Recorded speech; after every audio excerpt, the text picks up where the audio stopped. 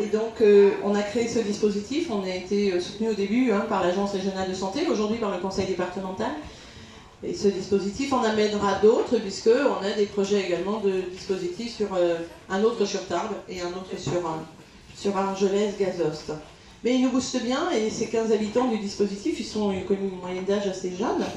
Et, Mélodie Voilà, mais tout à l'heure on reparlera de toi, Mélodie, parce que tu as fait une prouesse, mais c'est bientôt.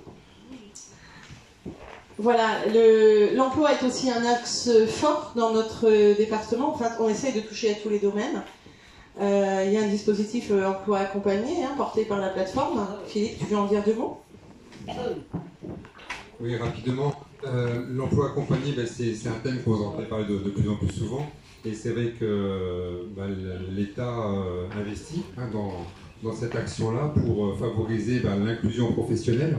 Et donc, dans le 65, c'est donc l'ADAPI qui est porteur de la plateforme emploi accompagné. Et dans ce cadre-là, comme nous sommes, comme l'APF et au comité de pilotage de cette plateforme emploi accompagné, pour le pivot, donc on a été retenu pour être opérateur, ce qu'on appelle opérateur. Donc ça veut dire qu'on a une action du pivot qui accompagne 4 personnes dans le cadre de cet emploi accompagné, donc des personnes qui sont très loin de l'emploi, mais avec qui on travaille justement à développer le projet et faire en sorte qu'ils puissent à un moment donné être aussi acteurs dans l'emploi.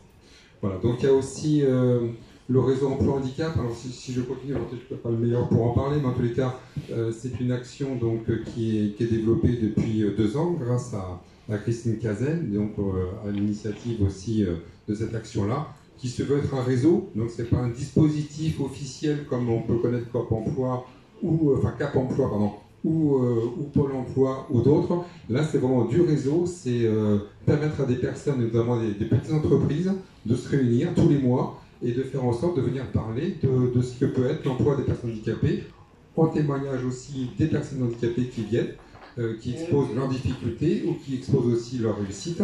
Et tout ça amène vraiment à la constitution d'un réseau et avec des réussites qui sont quand même assez intéressantes et qu'on n'aurait peut-être pas dans les dispositifs habituels. Voilà, donc c'est une autre forme de pratique et c'est quand même quelque chose de très très intéressant. Voilà. Et l'emploi, c'est aussi, comme on disait, avec les AT, et donc la possibilité de donner à des personnes de pouvoir venir toucher à ce qu'est l'activité par le travail et d'être une passerelle pour peut-être réussir à aller vers des emplois en milieu ordinaire, en tout cas peut-être d'autres emplois adaptés.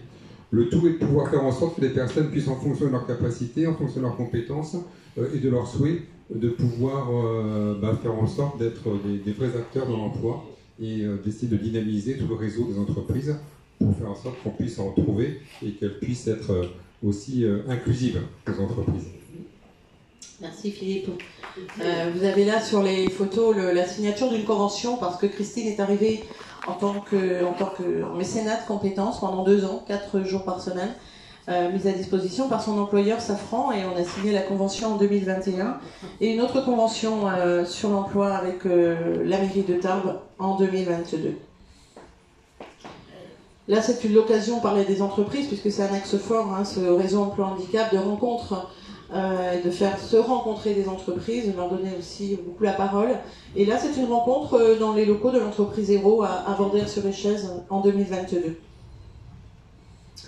Juste un mot, peut-être. C'est vrai que si on a cette action-là, c'est que la situation est aussi dramatique. Ça veut dire que le chômage des personnes en situation de handicap est quand même bien trop élevé et il faut quand même qu'on puisse tous agir pour faire en sorte qu'elle diminue. Tu as raison de le rappeler. Alors, je vais m'excuser auprès des bénévoles et puis des adhérents parce qu'on n'a pas pu parler de tout ce qu'on fait. Il y a quand même quelque chose, et je remercie là de bénévoles, ils comprendront assez vite, qui sont des piliers. Depuis tout le temps, il se passe quelque chose le jeudi à l'APF. Il se passe quelque chose le jeudi à la Ferme Fould ou à la maison de quartier d'Aubadère. Ça dure depuis 40 ans, je ne sais plus compter, oui, une quarantaine d'années. Il n'y avait pas de locaux, donc il fallait bien se retrouver ailleurs, et donc on a investi les espaces de la mairie de Tarbes. Et donc Denise et Howard, maintenant, Denise depuis pas mal de temps, Anne-Marie, Patrick et d'autres, accueillent tous les jeudis des activités autour de goûter, de jeux de société. Je vois Louise là qui qui me sourit. On a tous les âges. On fait de la gymnastique douce. On a aussi un soutien de la commission, la conférence des financeurs du 65 pour ça. Et donc, un grand merci. Et puisque Howard est dans ma trajectoire, derrière Howard, merci à Colette et à Viviane, anciennes salariées de l'APF, parce que ça fait chaud au cœur de vous voir. On peut quitter l'APF et partir à la retraite, et puis revenir parce que c'est une association qui vous a plu. Vous nous avez dit avoir pris plaisir à y travailler. Merci d'être là aujourd'hui. C'est important.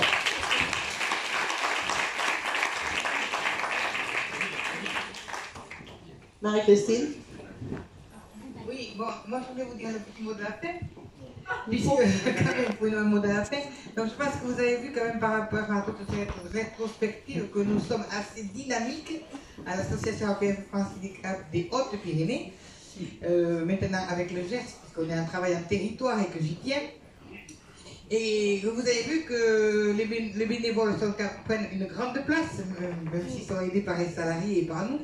Et que, eh bien, on est parmi les rares associations encore à table qui trouveront des bénévoles. Nous avons un recruter plein en ce moment, alors que tout le monde se plaint.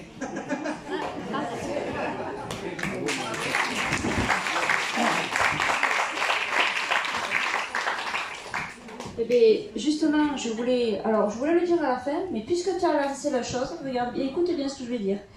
Je voulais juste rajouter un grand merci. J'ai bien dit un grand merci pour tous les bénévoles qui ont donné un coup de main pour aujourd'hui. C'est-à-dire aussi les salariés et Madame la directrice. Parce que le diaporama, quand même, c'est Madame la directrice. Elle est forte. Elle est allée chercher sa soutenance pour le faire. Bravo. Donc, un grand merci. Et on s'applaudit, s'il vous plaît.